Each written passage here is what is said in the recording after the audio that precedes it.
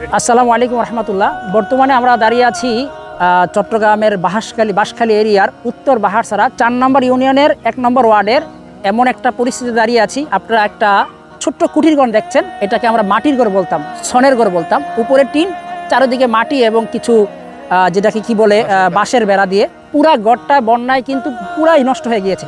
এবং ঘরের অবস্থা যদি আমি আপনাদেরকে দেখাই, এই দেখেন কি পরিস্থিতি হয়েছে। তো এইরকম অনেক ঘর চট্টগ্রামের এইবার এই প্রবল বৃষ্টিপাত বন্যায় ক্ষতিগ্রস্ত হয়েছেন। তো আমরা এখন এসেছি যে ঘরটায়, তার যে মালিক এখানে, সেই ভাইয়ের সাথে কথা বলবো। ভাই আসসালামু আলাইকুম। ভাই আপনার নাম কি? এনাম ভাই। এনাম ভাই, আপনি কি করতেন বন্যার আগে? সিএনজি চালাই। তো এই বন্যার আপনার ঘরের এবং আপনার পরিস্থিতি তো এরকম ছিল না তো, না? বন্যার আগে এরকম ছিল না। প্রতিদিন মোটামুটি যা ইনকাম হতো দেওয়া, ঘর সবকিছু মিলে বাচ্চা সহ ভালোই ছিলেন। আপনার কয়টা বাচ্চা? দুইটা মেয়ে সহ আপনি স্ত্রী সহ এখানে থাকতেন, তাই না? তো এখন যে পরিস্থিতি আছে, এই পরিস্থিতিতে কি অবস্থা? এখন কোথায় আশ্রয় নিয়েছে? এখন আমার শ্বশুর বাড়িতে থাকি। শ্বশুর বাড়িতে থাকেন। তো এখন কি সেই পরিস্থিতি আছে কিনা যে আপনার এই ঘরটাকে নিজে আবার কোনো রকমভাবে আবার ঠিক করে চলার মতো এরকম পরিস্থিতি কি আছে কিনা, না কি অবস্থা আছেন বলেন তো? না, এরকম ঠিক করার মতো টাকা পয়সা নাই।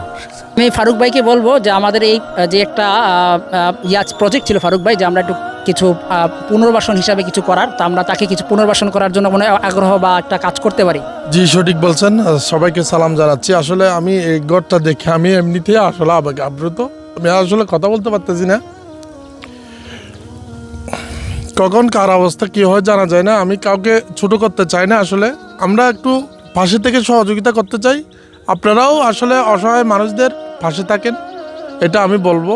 আমাদের জন্য দোয়া করবেন যাতে ভবিষ্যতে ভালো কিছু করতে পারি। একটু কিছু রান্না খাবার দিচ্ছি ভাইকে। এই হচ্ছে একটু খাবার, একটু পানি, আর ওর বাচ্চার জন্য আমরা একটু যা শিক্ষা উপকরণগুলো দিচ্ছি, এই শিক্ষা উপকরণটা দিচ্ছি।